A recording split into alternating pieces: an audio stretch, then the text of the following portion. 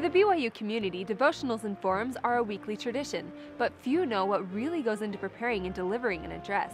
Reporter Jessica Rasmussen followed one of this month's speakers to see what it's like to share a message with the entire campus.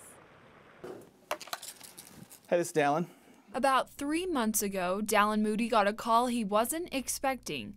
Vice President Worthen oversees the devotionals, to my understanding. He also oversees athletics. And so he called me up one day and asked well in advance if I'd be willing to speak at a devotional. And those are the assignments that are hard to turn down, even though you somewhat want to. Dallin says he was especially caught off guard by the invitation because he doesn't teach at BYU.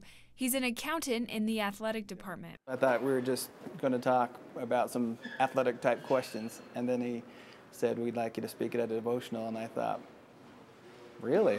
Why would you want me to? Dallin accepted the opportunity and found out that he wasn't assigned any sort of topic, and he also found out he had to read on one of these. Reading off a teleprompter is actually pretty easy, but for someone who wants to go straight off their notes, it can be a challenge. Dallin had the choice between using the prompter and his notes, and he said when it came down to it, he decided to follow the crowd.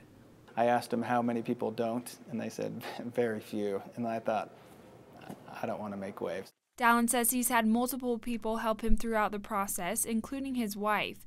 He normally doesn't share his talks with anyone, but this time he says he's grateful he did. The other day I was just telling her about the main objective I was trying to get across and using a story from my mission to portray that. And after a few minutes, she just said, "I totally don't understand at all where you're going with it." And I thought, I've just blown my whole talk. So it's been nice to have somebody to bounce some ideas off.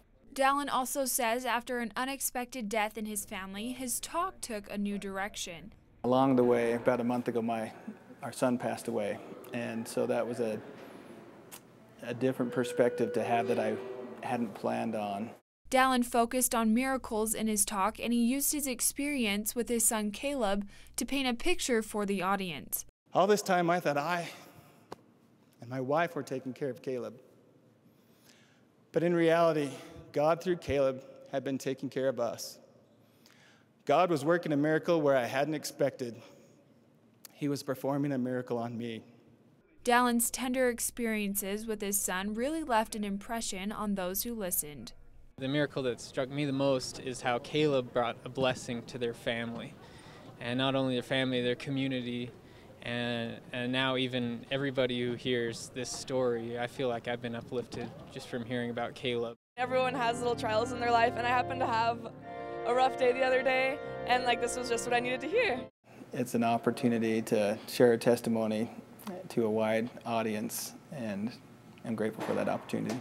Jessica Rasmussen, BYU Weekly.